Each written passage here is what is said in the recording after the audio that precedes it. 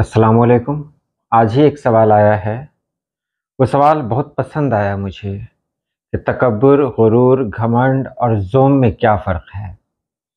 आम तौर पर ये सभी अल्फाज एक ही मानी में इस्तेमाल होते हैं, लेकिन इनमें फ़र्क है। और जब मैं आपको बताऊंगा तब आपको एहसास होगा कि हाँ, इन चारों अल्फाज में एक लाइन है, यानी एक लाइन खींची हुई है।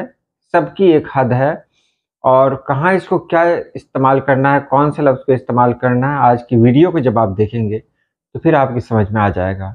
चलिए हम वीडियो शुरू करते हैं।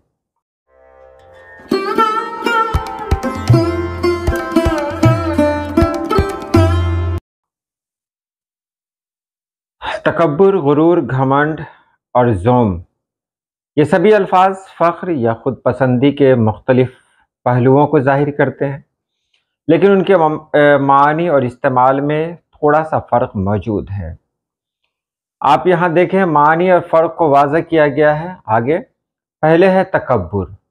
तकब्बुर से मुराद अपने आप को दूसरे से बढ़तर समझना और उसे अपने रवैये या अंदाज में ज़ाहिर करना है।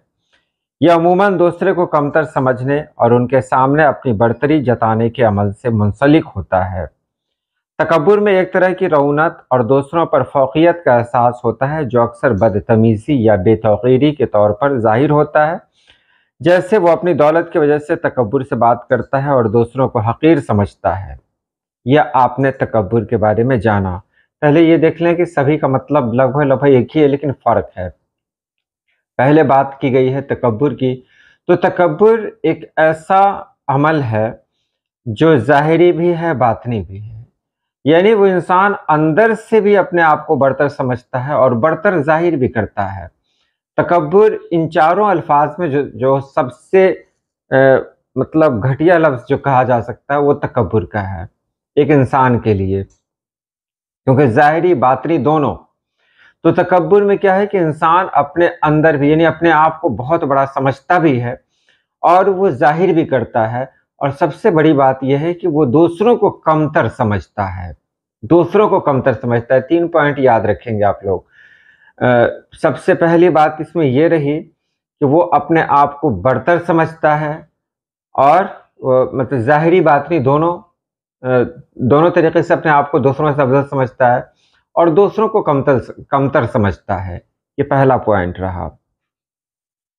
उसके बाद जो बात हो रही है वो है गुरूर। गुरूर अपनी ज़ात, माल, ओहदे या किसी और खूबी पर फ़ख्र करने का एहसास है, जो कभी कभार तकब्बुर से मिलता जुलता होता है, लेकिन इसमें दूसरों को नीचा दिखाने की नीयत लाजमी नहीं होती।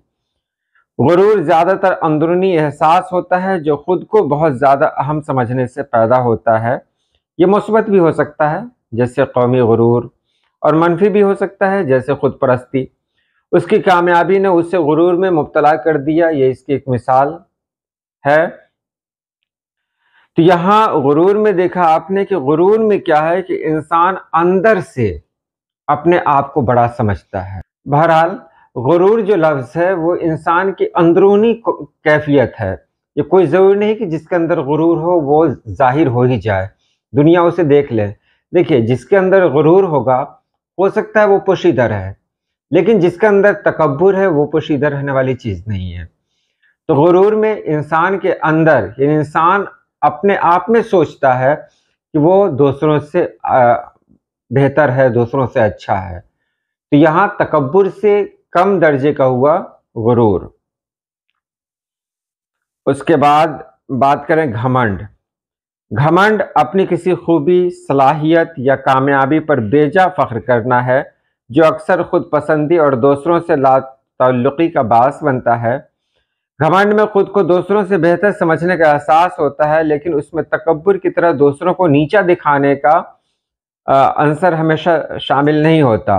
ये ज़्यादातर अपनी ज़ात पर मरूब होने से होता है, जैसे उसे अपनी खूबसूरती पर घमंड है, इसलिए वो हर वक्त अपनी तारीफ सुनना चाहता है। यहाँ आपने घमंड के बारे में सुना, तो घमंड में नीचा दिखाने का कोई मतलब इरादा नहीं रहता है किसी को।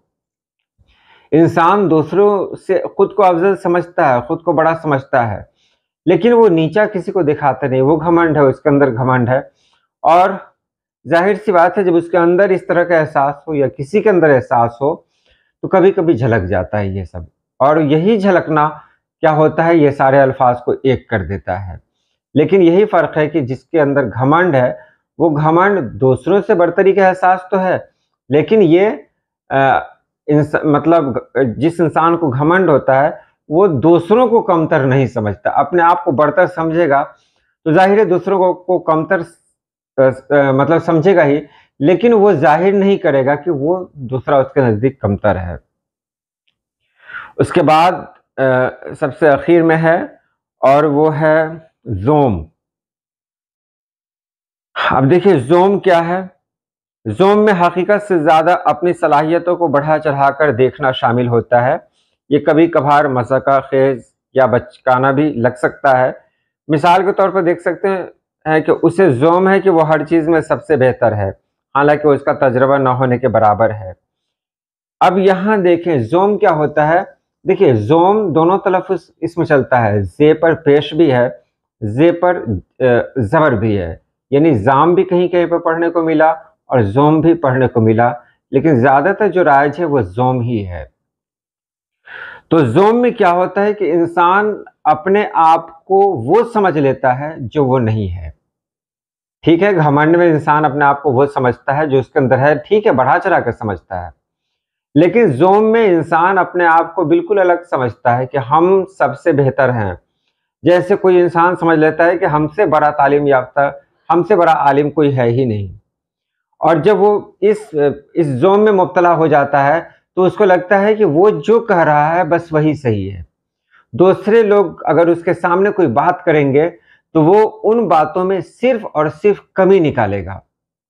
تو یہ زوم کی ایک مثال ہے کہ انسان اپنے آپ کو ایسا کچھ سمجھ لیتا ہے جو وہ نہیں ہوتا ہے۔ تو یہ زوم کے بارے میں ہوا، اور جب چاروں کے ایک ساتھ کر کے دیکھتے ہیں تو اور آسانی سے آپ کو سمجھ میں آ جائے گا کہ تکبر کہتے ہیں زیادہ تر دوسروں کو کمتر سمجھنے اور ان پر اپنی برتری جتانے سے ہے تکبر۔ غرور ایک اندرونی فخر یا خود پسندی کا احساس ہے جو مثبت یا منفی دونوں ہو سکتا ہے۔ گھمنڈ اپنی خوبیوں پر بیجا فخر اور خود پر مروب ہونے کا احساس ہے، اور زوم ہے غیر حقیقت پسندانہ خود اعتمادی یا غلط فہمی پر مبنی جو فخر ہوتا ہے وہ یہ ہے، زوم کہلاتا ہے۔ یعنی سبھی میں انسان اپنے آپ کو بڑھا چڑھا کر ہی دیکھتا ہے، لیکن فرق یہی ہے کہ تکبر ان میں سب سے زیادہ مطلب اہم ہے۔ اگر ان چاروں الفاظ میں دیکھا جائے تو سب سے زیادہ، کیونکہ اس میں کیا ہوتا ہے کہ انسان اپنے آپ کو بڑا سمجھتا بھی ہے اور دوسروں کو بہت نیچا سمجھتا ہے وہ۔ تو آج کے لیے اتنا ہی، امید ہے آپ نے سمجھ لیا ہوگا۔ اللہ پاک آپ سبھی لوگوں کو خوش رکھے، آباد رکھے۔ اللہ حافظ۔